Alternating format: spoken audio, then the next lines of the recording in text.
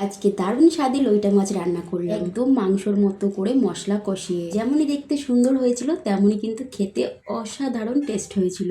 জানো তো, এই রান্নার রেসিপিটি একটি দিদিভাই আমাকে কমেন্ট করে লিখে পাঠিয়েছিল। ব্যাস আমি মাথা খাটিয়ে ঠিক তেমন ভাবেই রান্না করে ফেললাম। দিদিভাই আমাকে কমেন্টে লিখেছিল এই মাছটি নাকি একদম মাংসের মতো করে মশলা কষিয়ে রান্না করলে নাকি খেতে অসাধারণ টেস্ট। যেহেতু মাছের পরিমাণটা অল্প, তাই কিন্তু মশলার পরিমাণটা খুবই অল্প। আর জানো তো, অল্প মশলা বাটাবুটি করার জন্য শিলের নোড়াটা একদম পারফেক্ট। অল্প একটু আদা রসুন একসাথে বেটে নিয়েছি, একটা ছোট্ট পেঁয়াজ কুচিয়ে নিয়েছি। এবার দেখো, কড়াইটা কিন্তু গরম হতে বসিয়ে দিয়েছিলাম। তেলটা গরম হতেই ফোড়নের জন্য দিয়ে দিলাম একটা শুকনো লঙ্কা, দুটো তেজপাতা আর অল্প একটু কালো জিরে। তারপরে ফোড়নটা একটু লাল লাল হয়ে যেতে দিয়ে দিলাম কুচনো পেঁয়াজ। পেঁয়াজটা ভাজা হয়ে গেলেই দিয়ে দিলাম আদা রসুনের পেস্ট। তাহলে আর বসে থাকবো কেন, এগুলো একটু ভাজা হতে থাক। আর চলো একটু গুঁড়ো মশলার পেস্ট গুলো বানিয়ে নিই। তোমরা তো আমার আগের ভিডিওতে দেখেছো আমি কিন্তু শুকনো মশলা তেলের উপরে ছাড়ি না।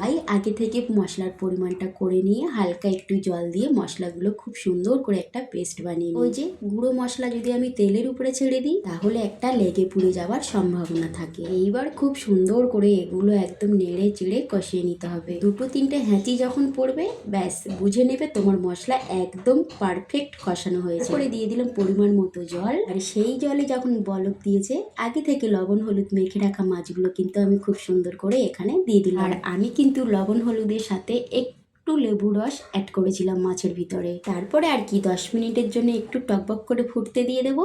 যখন একদম টকবক করে ফুটে মশলার সাথে মাছ একদম ভালোভাবে সেদ্ধ হয়ে যাবে, একদম মাখা মাখা হয়ে যাবে, তারপরে দিয়ে দেবো গরম মশলা।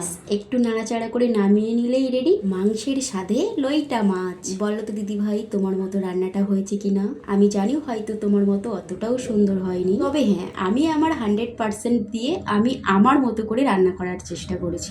এবার একটু চেখে দেখার পালা কেমন হয়েছে। সত্যি বলতে নিজের রান্না নিজে প্রশংসা করতে নেই, নাহলে তোমরাই আবার উল্টো পাল্টা কমেন্ট করে আমার কমেন্ট বক্স ভরিয়ে দিয়ে যাবে। তো চলো আজকের মতো টাটা, এখানে দেখা হবে পরবর্তী কোনো ভিডিওতে। মাংসের স্বাদে লইটা মাছ এই রান্নার ভিডিওটি কেমন লেগেছে অবশ্যই কিন্তু আমাকে কমেন্ট করে জানাতে ভুলবে না। টাটা সবাইকে, লাভ ইউ অল।